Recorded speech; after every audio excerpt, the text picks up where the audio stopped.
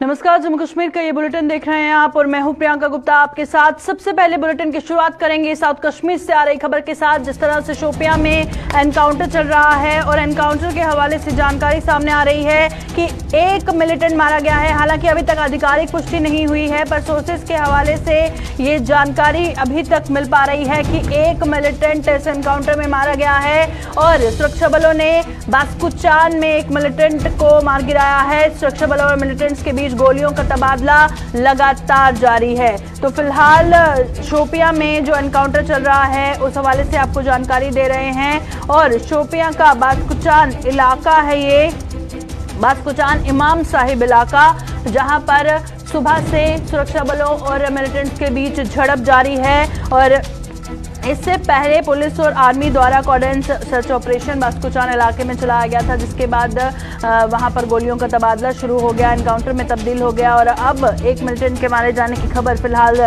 सामने आ रही है। और वहीं पर अगर बात करें, अभी तक आइडेंटिफिकेशन नहीं हुई है, पता नहीं चल पाया है कि क्या नाम था या कहाँ से ताल्लुक रखता था, पर 2 से 3 मिलिटेंट्स के छिपे होने की आशंका पहले ही जताई जा रही थी, जिसमें से एक मिलिटेंट जो है वो मार गिराया गया है। तो चलिए रुक करते हैं। इरशाद हमारे साथ शोपियां से हमारे नुमाइंदे ज्वाइन कर चुके हैं। इरशाद, एनकाउंटर की अपडेट दीजिएगा। अभी तक सोर्सेज के हवाले से ये पता चल पाया है एक मिलिटेंट मारा गया है, ऑफिशियल कंफर्मेशन इस हवाले से आई है?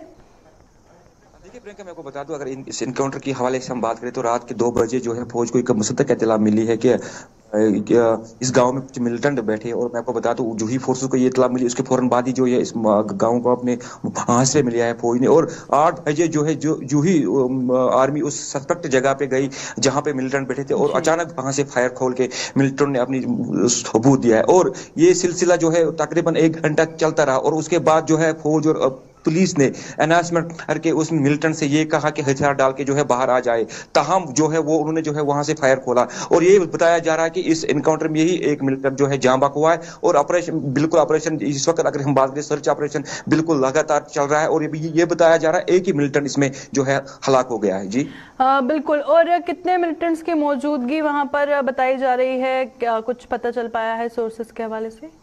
देखिए, इनिशियल में ही जो मिलिटेंट ने जगह चेंज किया था, जो एक एक बाग में थे, जो ही फौज ने देखा एक ही मिलिटेंट जो है उसने जगह चेंज, उस हिसाब से तो लग रहा है कि एक ही मिलिटेंट इस इलाके में हो सकते हैं। मैं आपको बता दूं, यही एक मिलिटेंट इसमें हो सकता था और बाकी जो ये सुनने में आया कि 2 या 3 मिलिटेंट हो सकते थे, मगर फिलहाल मैं बता दूं कि एक मिलिटेंट इसमें जो है जाँ बाक हुआ है और सर्च ऑपरेशन बिल्कुल इस वक्त जारी है। यानी कि गोलियों का तबादला रुक गया है, थम गया है?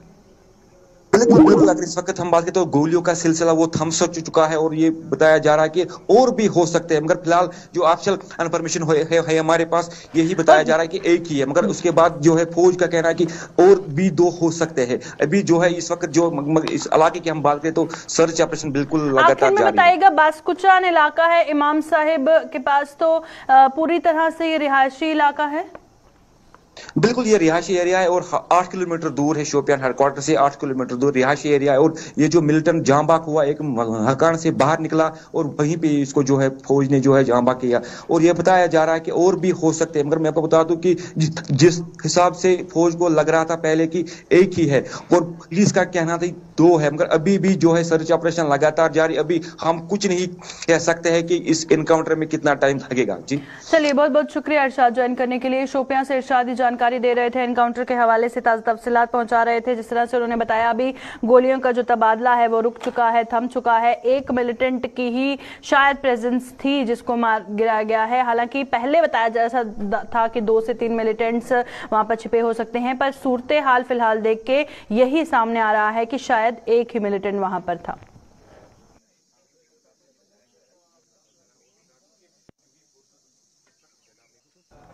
तो चलिए, अब कश्मीर के बाद रुक करते हैं जम्मू का। और जम्मू की अगर हम बात करें तो यहां पर भी आतंकी गतिविधियों को तेज करने की कोशिशें की जा रही हैं और आईएसआई पूर्व आतंकियों को फिर से सक्रिय किया जा रहा है। पाक के नापाक मंसूबों को विफल बनाने में लगातार हमारे जो सुरक्षा बल हैं वो जुटे हुए हैं, इस पर काम कर रहे हैं। हालांकि माहौल खराब करने की कोशिश कुछ शरारती तत्व द्वारा की जा रही है, पर उसके बावजूद हमारे सुरक्षा बल डटे हुए हैं, जुटे हुए हैं और हर नापाक मंसूबे को विफल बनाने की कोशिशें लगातार कर रहे हैं। हालांकि जम्मू संभाग में आतंकी गतिविधियां तेज करने का मंसूबा दिखाई नजर आ रहा है। जिस तरह का माहौल बना हुआ है, पूरी जानकारी आप तक पहुंचाएंगे थोड़ी देर में। फिलहाल आपको बता दें, आईएसआई जो पूर्व मिलिटेंट्स हैं उनको फिर से सक्रिय करने की जो कोशिशें हैं वो की जा रही हैं।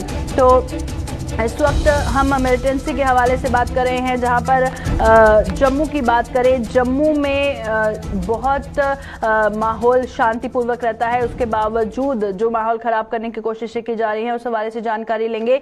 हीरानगर से हमारे संवाददाता रंजीव मेहता हमारे साथ ज्वाइन कर चुके हैं। बताइएगा रंजीव, जहां पर मिलिटेंसी रिलेटेड एक्टिविटीज तेज दिखाई दे रही है, किस बिना पे कहा जा रहा है कि माहौल को खराब करने की कोशिश की जा रही है, या आईएसआई के जो पूर्व आतंकी हैं उनको फिर से एक्टिव करने की कोशिश की जा रही है? किन चीजों पर ये किस बिना पर ये कहा जा रहा है? प्रियंका तो बता दें कि जिस तरह से उधमपुर में पिछले दिनों जो बम धमाके हुए, उनका जो स्टिकी बम जो पकड़े गए आतंकी है, उन्होंने कहा कि जो स्टिकी बम है वो हीरानगर रूट से ही वहां पे पहुंचाए गए उनके पास। उसके बाद उन्होंने उनको बसों में रखा और धमाके हुए।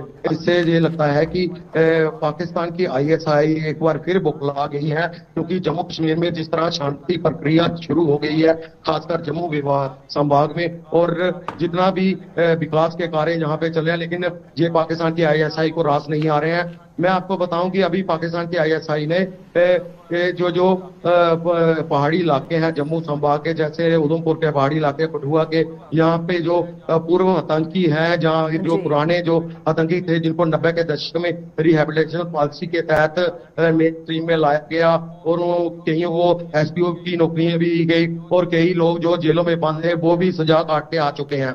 तो अभी जो 3 लोग पकड़े हैं जिन्होंने जो आरोपी बताए जा रहे हैं, उन्होंने माना है कि वो उनमें से एक पूर्व आतंकी है। उन्होंने माना है कि ये सारा जो है जो हीरानगर के रूट से आए। मैं आपको बताऊं कि हीरानगर जो है ये हमारा इलाका कठुआ का, यहाँ के जितने भी नाले हैं, चाहे तर्रा नाला हो, छाप नाला हो, उचका दरिया हो, ये बेई नाला हो, यहाँ से हमेशा आतंकियों और तस्करों का ये रूट रहा है, और यहाँ से ये आते रहते हैं ये मिलिटेंट, और ऊपर के रास्ते ये क्योंकि सारे पहाड़ी रास्ते से निकलते हैं नाले, और ये सेफर रास्ते होते हैं इनके लिए।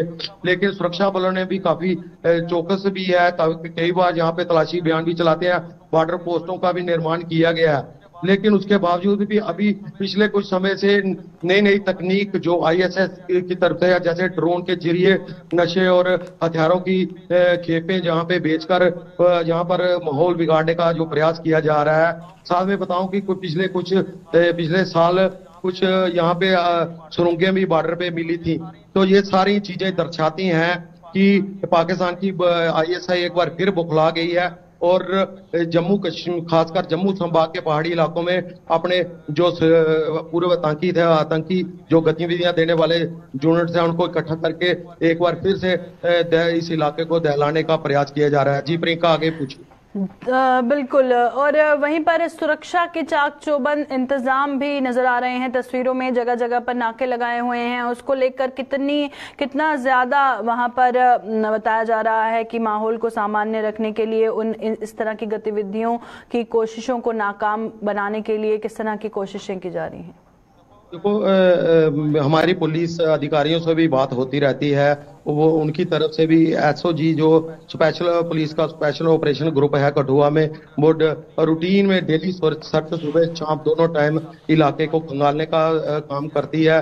और जब कभी भी बॉर्डर पे ड्रोन की सूचनाएं लोगों को मिलती हैं तो फौरन सुरक्षा बल एरिया को सैनिटाइज करने के लिए घेर लेते हैं और जगह जगह पूछताछ कर रहे हैं। लेकिन मैं आपको बताऊं कि समुदाय विशेष के लोग भी इस इलाके में हैं, वो भी काफी संदिग्धता उनकी पाई जाती है, क्योंकि ड्रग्स के मामले में भी उनके लोग काफी सक्रिय हैं। और मुझे लगता है कि पशु तस्करी के मामले में भी वो आए दिन उनकी गाड़ियां पकड़ी रहती हैं। कुछ लोग यहाँ पे ड्रग्स के मामले में भी शामिल हैं, और लगता है कि हथियारों की सप्लाई का काम भी करते हैं, क्योंकि पहाड़ी इलाकों में आना जाना रहता है उनका। तो हीरानगर जो है ये पुराना है। तो मैं आपको बताऊं कि ये बुखाट है सारी ISI की, इसको लेकर जम्मू संभाग में शांति व्यवस्था को पूरी तरह से कर।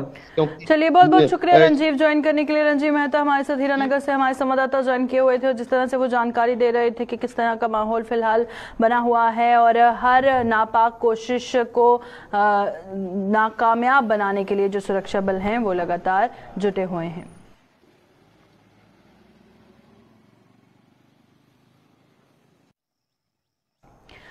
केंद्रीय गृह मंत्री के दौरे को लेकर सुरक्षा चाक चौबंद है, और जगह जगह पर हमने देखा कि सिक्योरिटी फोर्सेस द्वारा नाके लगाए गए हैं, आने जाने वाले की पूछताछ की जा रही है, और सुरक्षा के चाक चौबंद इंतजाम हर जगह पर नजर आ रहे हैं। जगह जगह पर सुरक्षा बल तलाशी अभियान चला रहे हैं, और राजौरी में भी चप्पे चप्पे को सुरक्षा बल के जो जवान हैं वो खंगाल रहे हैं। अगर हम बात करें बारामूला की, तो बारामूला में भी सुरक्षा बल गृह मंत्री के दौरे को लेकर अलर्ट है। तो केंद्रीय गृह मंत्री के दौरे को लेकर सुरक्षा चाक चौबंद है, चाहे हम बारामूला की बात करें या फिर हम राजौरी की बात करें। तस्वीरें सीधा इस वक्त आपको स्क्रीन पर दिखा रहे हैं, जहां पर एक तरफ आप देख सकते हैं कि बारामूला में भी सुरक्षा के किस तरह से चाक चौबंद इंतजाम है, राजौरी में भी सुरक्षा बल के जवानों द्वारा चप्पा चप्पा खंगाला जा रहा है। तो चलिए, सबसे पहले रुक करेंगे हम राजौरी का। राजौरी से हमारे संवाददाता जमशीद मलिक हमारे साथ लाइव हैं।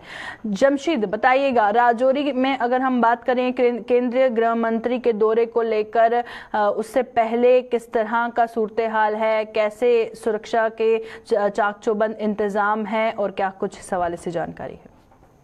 गृह मंत्री के दौरे से पहले राजौरी के कई इलाकों में बड़े पैमाने पर सर्च ऑपरेशन भी देखने को मिल रहे हैं। दूर दराज इलाकों में बिलखुसूस अगर थाना मंडी, धराल या कोटरंग का बुद्र इलाके की बात करें, यहाँ देर रात से ही बड़े पैमाने पर सर्च ऑपरेशन चलाए जा रहे हैं। न्यू बस स्टैंड पर तैयारियों का जायजा लेने से पहले ही बड़े पैमाने पर तलाशी अभियान भी इस इलाके में चलाया जा रहा है। सेना की, जम्मू कश्मीर पुलिस के साथ CRPF के साथ साथ दिल्ली से भी सिक्योरिटी एजेंसियां यहाँ मौके पर पहुंची हुई हैं, क्योंकि कल भी हमने देखा था कि कल भी डिविजनल कमिश्नर जम्मू और प्रिंसिपल सेक्रेटरी एजुकेशन डिपार्टमेंट, उन्होंने भी स्पॉट का दौरा किया था, उन्होंने भी हालात का जायजा लिया हुआ था। क्योंकि ऐसा बीजेपी की तरफ से दावा किया जा रहा है कि तकरीबन इस रैली के अंदर 1.5 लाख से ज्यादा लोगों के आने की उम्मीद है। उसको देखते हुए तैयारियां बड़े पैमाने पर की जा रही हैं, क्योंकि बड़ी वजह यह है कि इस रैली के अंदर सिर्फ राजौरी ही नहीं बल्कि पुंछ से भी काफी लोगों की संख्या जो है आ सकती है, जिसको देखते हुए इस तरह की तैयारियां की जा रही हैं। इस तैयारियों को देखते हुए पहले ही जम्मू कश्मीर पुलिस की अगर हम बात करें तो जम्मू कश्मीर पुलिस की तरफ से पहले ही पूरे इलाके को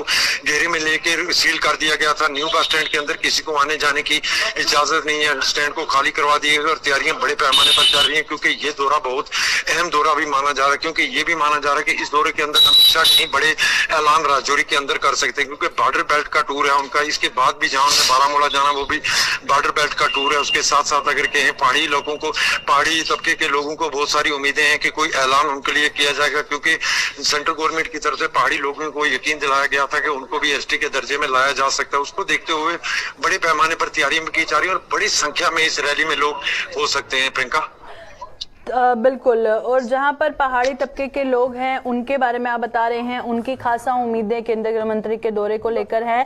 वहीं पर आवाम की क्या उम्मीदें हैं कि क्या कुछ सौगात मिल सकती है, या आपने आम लोगों से बातचीत की, उनका क्या कहना है इस हवाले से? इस दौरे को लेकर पहले दिन से ही ये चीजें कही जा रही थी कि पहाड़ी कबीले के लोगों की दावत पर ये दौरा हो रहा है, जिसको देखते हुए पहाड़ी लोगों की तरफ में काफी रोज देखने को मिला था। आवाम से अगर इस वक्त राजौरी पुंछ के अंदर बात की जाए तो उनके टूर को लेके सिर्फ एक ही बात जो इस वक्त चल रही है, वो सिर्फ यही बात है कि सिर्फ गृह मंत्री इस बार पहाड़ियों को कोई बड़ा तोहफा दे सकते हैं। इसको देखते हुए काफी लोगों में जोश भी देखने को मिल रहा है। बड़ी बात यही है कि इस वक्त राजौरी पुंछ के अंदर सिवाय इस टॉपिक के अलावा कोई दूसरा टॉपिक इसमें नजर नहीं आ रहा है कि इनके दौरे में कोई बड़ी सौगात मिल सकती है, क्योंकि बड़ी सौगात अगर देखी जाए तो इस वक्त पहाड़ी लोगों को उम्मीद इनसे बहुत ज्यादा है, जिसके चलते ये दौरा भी करवाया जा रहा है। क्योंकि पहाड़ी लोगों लोगों की तरफ से पहले से ही कहा गया कि पहाड़ी लोगों की दावत पर ही अमित शाह का ये दौरा जो है, दोनों पहाड़ी डिस्ट्रिक्ट है जिनकी तरफ इनका ये दौरा होने जा रहा है, उसको देखते हुए पहाड़ी लोगों में, जिस तरह मैं बता रहा हूँ कि बीजेपी की मीटिंगें जगह जगह इस जलसे को कामयाब करने के लिए की जा रही है, मगर उसके साथ पहाड़ी लोगों की, चाहे वो कई डिफरेंट पार्टियों के लोग भी हों, कांग्रेस के हों, एनसी के हों, पीडीपी के हों, पहाड़ी लोग जितने भी हों, वो एक प्लेटफॉर्म पर इस वक्त खड़े नजर आते हैं कि कोई बड़ा ऐलान इस रैली के अंदर जरूर किया जा सकता है, जिसको देखते हुए ये अंदाजा जरूर लगाया जाता है कि रैली बहुत बड़ी रैली होने वाली है। हालांकि हमने बात भी की बीजेपी के लीडरों से, हमने भी बात की और उनसे हमने पूछा भी था क्या कोई इस तरह का ऐलान इस स्टेज से नजर आ रहा है कि पहाड़ियों को कोई बड़ा गिफ्ट दिया जाए, मगर उनकी तरफ से ये कहा गया कि कोई बड़े ऐलान की उम्मीद तो नहीं है कि कोई बड़ा ऐसा ऐलान हो सकता है कि यहाँ पहाड़ियों को कोई ऐलान किया जाए उनके लिए, मगर पहाड़ियों को कोई ना कोई तोहफा जरूर दिया जा सकता है इस रैली के अंदर। जी चलिए, बहुत बहुत शुक्रिया जमशीद ज्वाइन करने के लिए। तो जहां पर राजौरी से ये जानकारी जमशीद मलिक हम तक पहुंचा रहे थे कि वहां पर जगह जगह पर सर्च ऑपरेशन चलाया जा रहा है, फिलहाल चाक चौबंद इंतजाम सुरक्षा के हवाले से हैं और खास तौर पर अगर बात करें तो पहाड़ी तबके के लोगों को खासा उम्मीद है केंद्रीय गृह मंत्री के दौरे को लेकर, जहां पर राजौरी की आप तक जानकारी पहुंचाई। तो चलिए अब रुक करते हैं बारामूला का। हमारे संवाददाता इरशाद हमारे साथ इस लाइव में ज्वाइन कर चुके हैं। इरशाद, बताइएगा, अगर हम सिक्योरिटी के हवाले से बात करें और लोगों की उम्मीदों के हवाले से बात करें, क्या कुछ जानकारी है बारामूला से? जी बिल्कुल प्रियंका जी, अगर हम जिले बारामूला की बात करें कि यहाँ पे जो है श्री अमित शाह जो कि होम मिनिस्टर हैं, उनको यहाँ पे विजिट करना है यूटी जम्मू कश्मीर का, और सबसे पहले वो राजौरी जाएंगे, उसके बाद श्रीनगर, वहाँ पे एलजी इंतजाम के साथ जो है मीटिंग होगी और उसके बाद जो है सिक्योरिटी के हवाले से वहाँ पे जो फौजी अफसरान हैं उनके साथ मीटिंग होगी और उसके बाद जो है वो जिले बारामूला का दौरा करेंगे और यहाँ पे एक बड़े जलसे से खिताब करेंगे। और ये कहा जाता है इस जलसे में तकरीबन 20 से 30 हजार जो लोग शिरकत करेंगे। फिलहाल अगर ये देखा जाए यहाँ पे जो इंतजाम हैं उनको हतमी शक्ल दी गई है, तमाम तर इंतजाम जो है आहिस्ता आहिस्ता मुकम्मल हो रहे हैं। अब इसी दिन का इंतजार है कब यहाँ पे जो है अमित शाह जी यानी कि होम मिनिस्टर आएगा और बाज़ाब्ता तौर पर जो है वो यहाँ पे लोगों से खिताब करेगा। फिलहाल आपको बताते चले यहाँ पे सिक्योरिटी के खातिर का इंतजाम किए गए हैं, चप्पे चप्पे पे सिक्योरिटी एहलकार तैनात है ताकि नाखुशगवार वाक़या रोनमा ना हो। फिलहाल यहाँ पे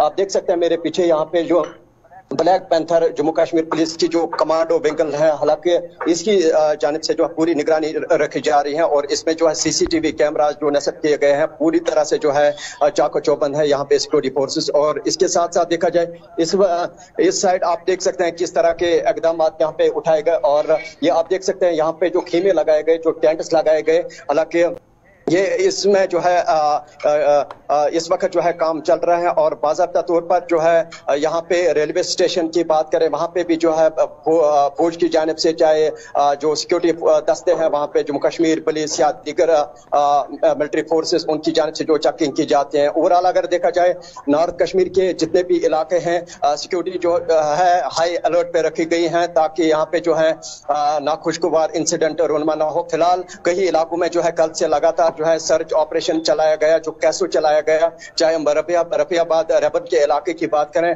या इसके साथ साथ सोपोर के इलाके की बात करें, क्योंकि यहाँ पे एसएसपी बारामूला रईस मोहम्मद भट्ट वो भी खुद मॉनिटर कर रहे हैं, deputy commissioner Baramulla doctor Saeed Sairish Asghar साहिबा वो भी खुद मॉनिटर कर रहे हैं। और इस के साथ साथ देखा जाए यहाँ पे इस वक्त जो है हंगामी मीटिंग चल रही है डाक बंगलो बारामूला में, उसमें जो बीजेपी के जो सीनियर लीडर्स हैं, चाहे हम अशोक कोल जी के हवाले से बात करें, मोहम्मद अनवर खान या सुनील शर्मा या इसके साथ साथ अल्ताफ ठाकुर या दीगर जो वहाँ पे जो अफसरान है, चाहे हम इन बीजेपी लीडरों के हवाले से बात करें, क्योंकि अब 5 तारीख को जो है यहाँ पे ये जो जलसा है ये इनेकाद किया जाएगा और बड़ी तादाद में जो है यहाँ पे लोग जो है वो इस जलसे में शिरकत करेंगे। हालांकि दूर दराज इलाकों से यहाँ पे लोग आएंगे, चाहे हम तहसील उड़ी की बात करें, जो पहाड़ी इलाके हैं वहां से लोग आएंगे, टंगडार, केरन, मचल या इसके साथ साथ बांडीपुरा और दीगर जो इलाके जाते हैं वहां से लोग इस जलसे में जो है शिरकत करेंगे। फिलहाल यहाँ पे सिक्योरिटी फोर्सेज जो एनएसजी कमांडो चाहे जो दीगर आर्मी फोर्सेज है वो यहाँ पे तैनात किए गए हैं और माफ कीजिएगा इस वक्त हमें रोक दिया जाता है, यहाँ पे जो अलाउ नहीं किया गया, हमें पहले से हमें हमने इनको जो है 1 मिनट का जो है इजाजत दी थी और इस वक्त ये हमें कह रहे थे यहाँ से आप निकलो, क्योंकि हमारे पास अभी जो है परमिशन नहीं है, क्योंकि बाज़ाब्ता तौर पर हमने इनको ये कहा था हमें 1 मिनट का जो है वक्फा दे दीजिए, क्योंकि ये पूरी तरह से जो यहाँ पे जो बहुत बहुत शुक्रिया इरशाद ज्वाइन करने के लिए। बारामूला से इरशाद ये जानकारी दे रहे थे और इस आपको बता रहे हैं कि बारामूला में किस तरह के सिक्योरिटी के पुख्ता इंतजाम है। और वहीं पर अगर बात की जाए राजौरी किसकी तस्वीरें भी हमने आपको दिखाई, बारामूला की तस्वीरें में दिखाई और केंद्रीय गृह मंत्री के दौरे को लेकर आवाम की जो खासा उम्मीदें हैं उस हवाले से भी जानकारी दी।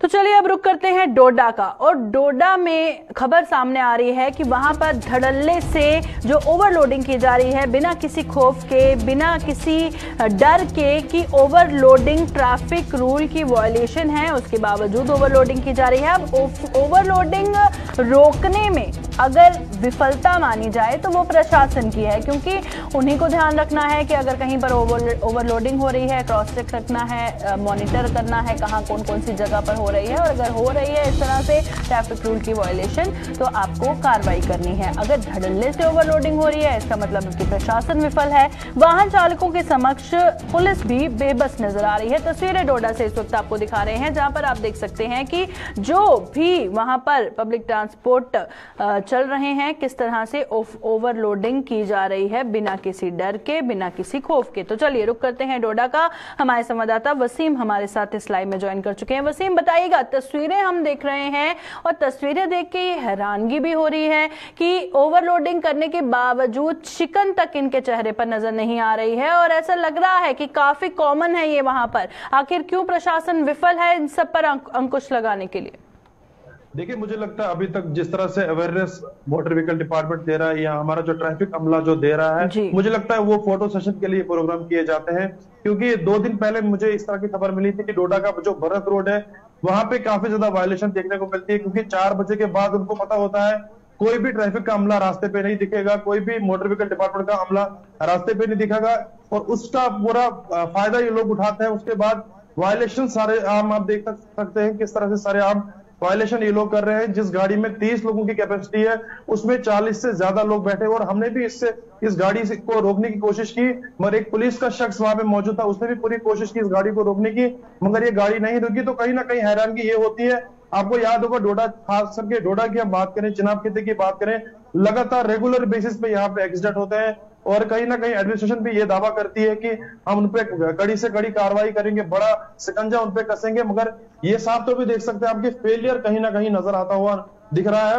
और लोगों को भी अवेयर होने की काफी ज्यादा जरूरत है। जो इन गाड़ियों में बैठते हैं जिनको ये पता होता है कि गाड़ी में जगह नहीं है तो उनको ये सोचना चाहिए कि अगर गाड़ी में जगह नहीं है हमें दूसरी गाड़ी में बैठना चाहिए, इस गाड़ी में नहीं बैठना चाहिए, क्योंकि ये हादसे का शिकार हो सकती है। और बड़ा नंबर जब एक्सीडेंट होता है बड़ा नंबर सामने निकल के आता है। अगर इस गाड़ी में 30 लोगों की कैपेसिटी है, 40 से ज्यादा लोग बैठे हैं, तो कहीं ना कहीं अगर आप ये सोच सकते हैं कि अगर इस गाड़ी या हादसे का शिकार होती है तो कितने लोगों का मौत इसमें हो सकती है। बिल्कुल वसीम, इसमें बहुत सारे सवाल हैं। जो बैठने वाला है उसकी गलती है, जो बिठाने वाला है उसकी गलती है, प्रशासन इस पर रोक नहीं लगा रहा है, उनकी जाहिर तौर पर लापरवाही है। अब चौथी बात अगर मैं पूछूं कि अगर इस तरह से पब्लिक ट्रांसपोर्ट पर इतनी सारी सवारियां सवार हो रही हैं तो क्या किसी तरह की कोई मजबूरी भी है कि ज्यादा गाड़ियां उधर नहीं चलती हैं और लोगों को जाना होता है और इस वजह से उनके पास कोई ऑप्शन नहीं है? क्या ऐसा है या फिर कोई और वजह है?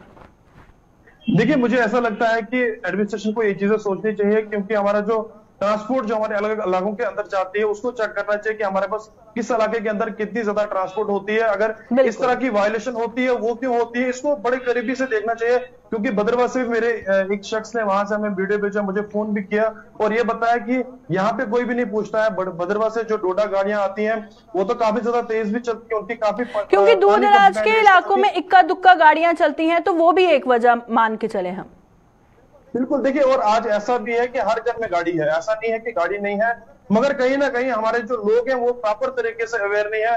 क्योंकि डिपार्टमेंट मुझे लगता है फोटो सेशन के लिए काम कर रहा है, एडमिनिस्ट्रेशन को ये दिखा रहे हैं कि हम जमीन पे पूरा काम अच्छा कर रहे हैं, जमीनी तौर पे हम सब लोगों को अवेयर कर रहे हैं, मगर उसका फेलियर साफ तौर पे देखने को मिल रहा है। इसमें लोगों की गलती हम बताएंगे, लोगों की गलती भी काफी ज्यादा देखने को मिल रही है। और जो हमारी एडमिनिस्ट्रेशन है जो दावा बहुत बड़ा कर रही है, उन पे भी कहीं ना कहीं आने वाले टाइम में और आज की डेट में बहुत ज्यादा सवाल उठ रहे हैं।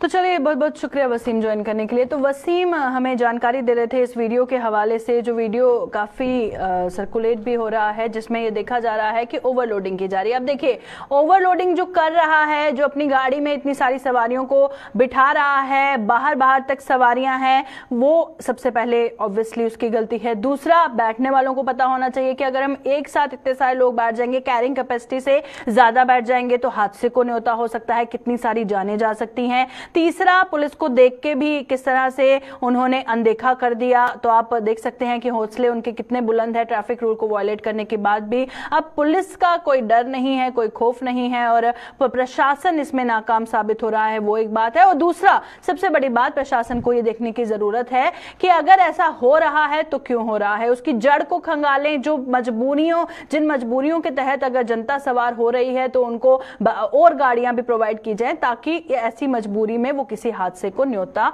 ना दे। अभी के बुलेटिन में फिलहाल इतना ही, दीजिए इजाजत, नमस्कार।